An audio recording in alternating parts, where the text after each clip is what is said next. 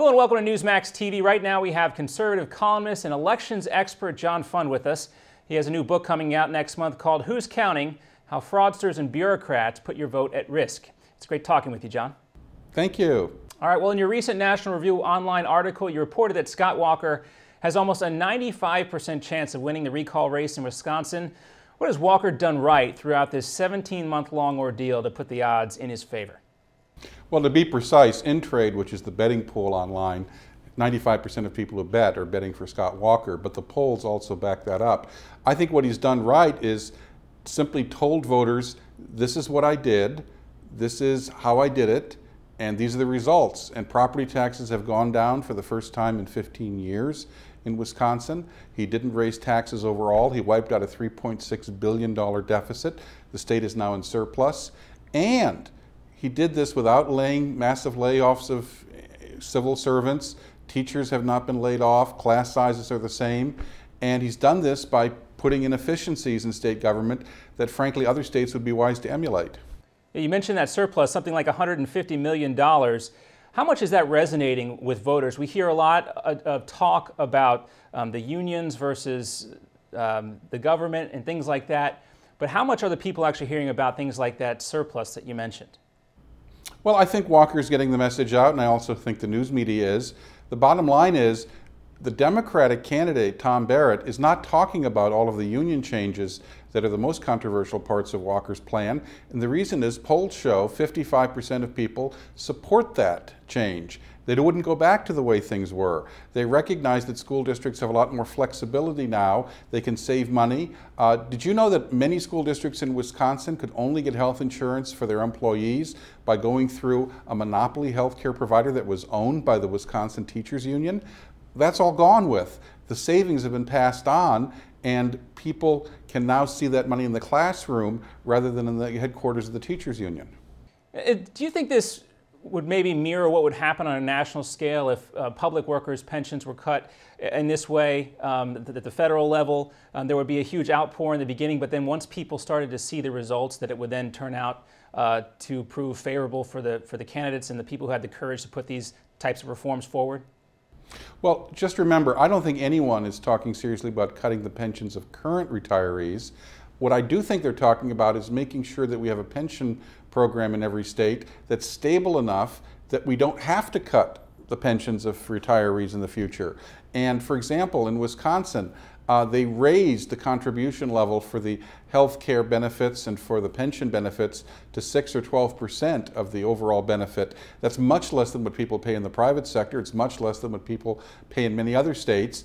And that was simply to make sure the program stays solvent. Remember, these good social programs can't work if they go bankrupt. And avoiding bankruptcy is one of the first things that any elected official has to do. I'm glad you made that point there. Maybe a better parallel would be what you hear about with the talks of reforming Medicare and Medicaid. What is this? Yeah, well, we're not talking about current Medicare recipients. We're talking about making sure Medicare is there for the people waiting in line for it. Exactly. What does this do for Walker on a national level should he win this recall election? Well, he's already a conservative rock star because he had the courage to tackle these big, tough issues.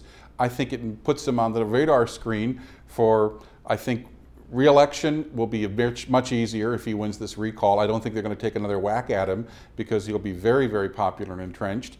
I think he's a future possible vice presidential nominee years down the road, maybe even running for president. Interesting, interesting. Well, we saw that former President Bill Clinton was out campaigning on behalf of Walker's opponent, challenger Tom Barrett, but President Obama has avoided Wisconsin pretty conspicuously. What is at stake for the president here should Walker win? Well, the president originally was very involved in Wisconsin. He attacked Walker's reforms. He said it was union busting. And in this race, though, he's gone completely silent. Last week, he was in Iowa, which is next door to Wisconsin. He was in Minnesota, which is next door to Wisconsin. He was in Illinois, which is next door to Wisconsin. But he couldn't find the time to go 15 miles up the road to campaign for Tom Barrett, whom he campaigned for in 2010. That tells me the president thinks Barrett is a likely loser, and he doesn't want to be associated with him because the backlash could hurt him in getting Wisconsin's electoral votes in the fall.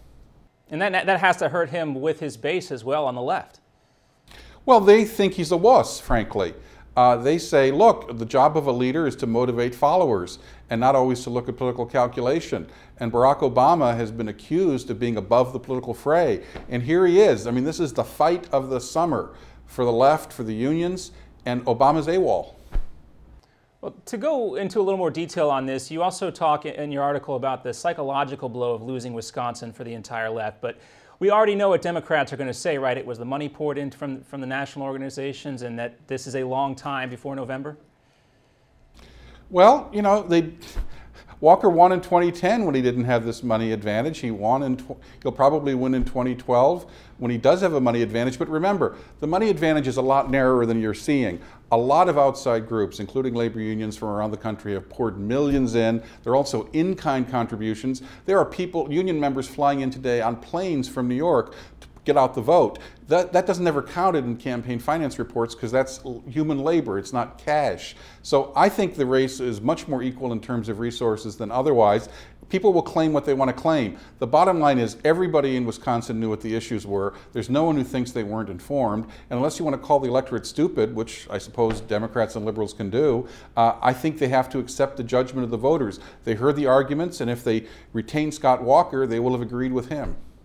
Also, another good point about that human capital being used in his campaign, and thank you very much for pointing that out. Another thing to talk about as well is voter turnout for this recall. It's expected to be huge, somewhere between 60 and 65% is what you report. What does that say about this race? Well, this has consumed Wisconsin and the country. Interest is way high. Something like half the people have attended a rally or participated in a political event. Something like 2/3 have talked over this race with their friends or their family. There's an enormous level of participation. And we always hear that we want Americans engaged in politics. Well, they sure are in Wisconsin, and everybody knows what the issues are.